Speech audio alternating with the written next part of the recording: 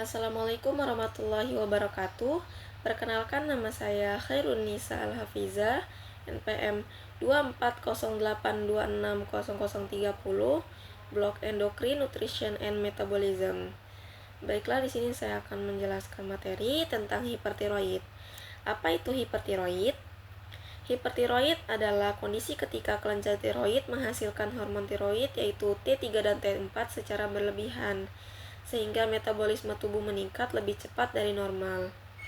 Nah, akibatnya berbagai sistem tubuh jadi kerja lembur seperti jantung, saraf, dan pencernaan.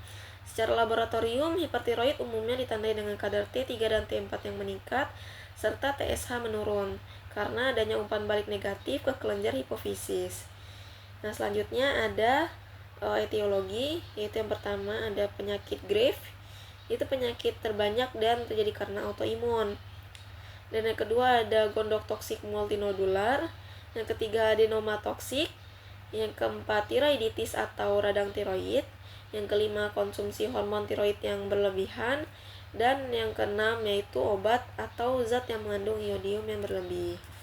Dan selanjutnya adapun gejala-gejala dari hipertiroid ini, yang pertama ada nafsu makan yang meningkat, berat badan yang menurun, tidak tahan panas, tremor dan berdebar-debar, adanya struma, adanya eksoftalmus, dan hipertiroid primer dan hipertiroid sekunder. Nah, hipertiroid primer ini TSH-nya menurun, T3 T4-nya naik, sedangkan hipertiroid sekunder itu TSH-nya naik, sedangkan T3 T4-nya pun juga naik.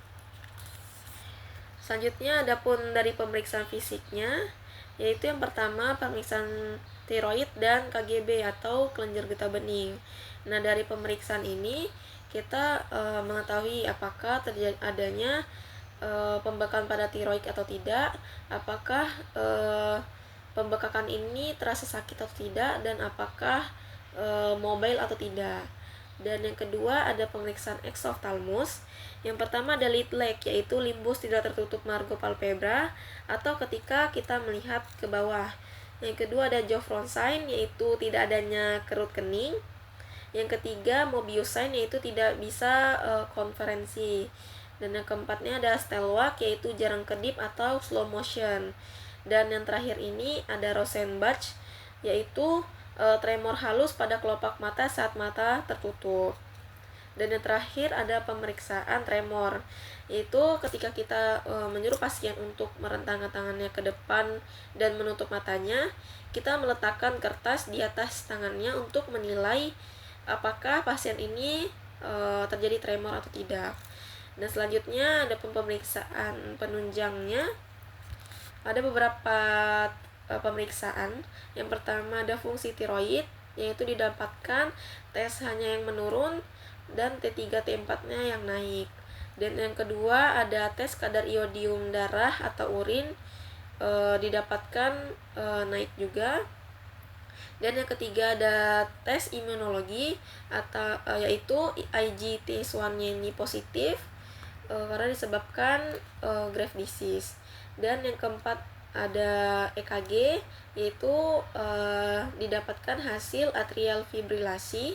Dan terakhir ada skor, ada Wine yaitu lebih dari 20 dan Newcastle lebih dari positif 40. Dan adapun tata laksana farmakologi yang dapat kita berikan kepada pasien, yaitu yang pertama ada obat metimazol. Nah, obat metimazol ini dalam dosis 15-30 mg per hari.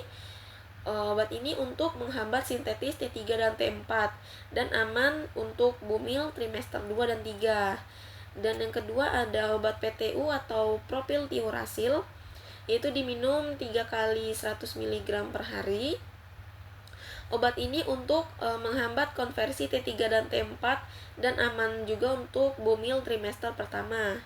Dan yang terakhir ada obat propanolol, yaitu diminum 3 kali 10 mg per hari. Obat ini untuk mengurangi jantung berdebar, tremor, cemas, dan gelisah. Dan yang terakhir adapun edukasi yang dapat kita berikan ke pasien, yaitu yang pertama kita mengedukasikan minum obat yang teratur dan sesuai anjuran dokter. Yang kedua, kontrol rutin fungsi tiroid. Yang ketiga, hindari makanan yang beriodium berlebihan. Yang keempat, kelola stres dan cukup istirahat. Dan yang terakhir, segera ke dokter jika jantung berdebar hebat atau terjadinya sesak. Baiklah, adapun di sini referensi yang saya dapatkan dari buku dan jurnal. Kurang lebihnya mohon maaf. Wassalamualaikum warahmatullahi wabarakatuh.